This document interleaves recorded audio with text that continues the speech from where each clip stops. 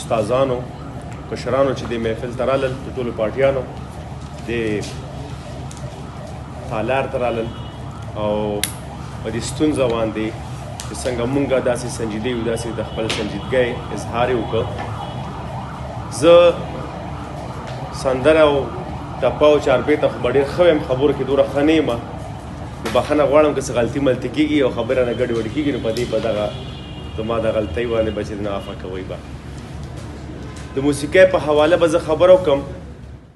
میوزیک چې کوم دی په هغې باندې لاړل، هلته چې کوم هغه زاړه انسټرومنټ چې په ریډیو افغانستان کې یا پر ټي د افغانستان چې کوم نشنل ټي وي هغه انسټرومنټ یې مات کړل او د سکول هغه ماشومان چې ټول وشړل.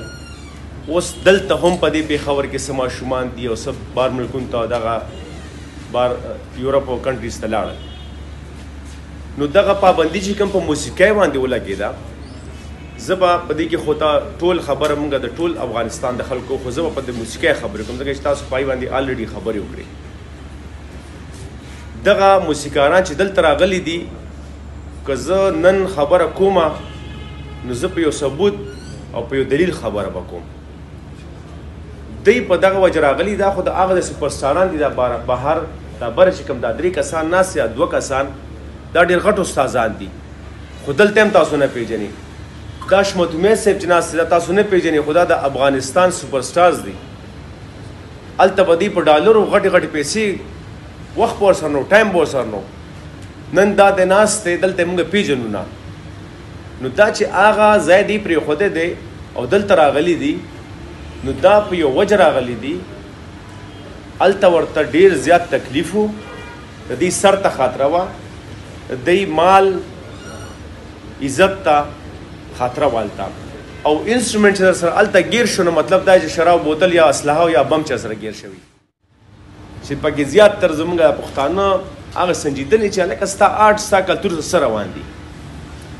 نو دغه زمونږ د هنرمندان په بد حالات راغلي دي او دغه فیصله چې کوم د ریاست د خوا شوې ده، نو ما داسې لګي چې دی د شپې د شوي د سهار ته یو فیصله په کاغذ لیکلې ده، بس دا داسې وکړئ.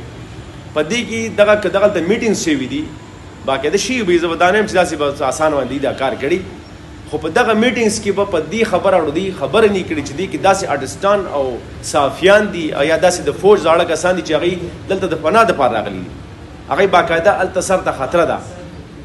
نو په دغه باندې کار نه دی شوی، خو بس ټول خلک چې دی واپس کړي. بیا داسې د ماشومانو جینکو سکولونو باندې پابندي ده، هغه ماشومان جینکۍ دلته په جیل کې افسوس خبر ده، کراچۍ کې تاسو به نه کتلي د ماشومانو سره خلک په جیل کې اچېدلی دی.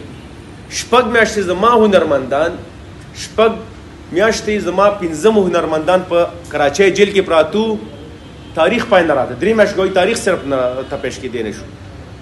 بیا هغه څه په منتونو چې ورسره د رجسټریشن هم ورسره هر څه ورسره ریپورټ یې کړل افغانستان ته. او د هغې احتجاج نه پس چې کله موږ دا سندریز احتجاج کړو چې هغې کې دلته کسان هم پرېښو، هغې نه بعد دا کار شوی دی موږ سره.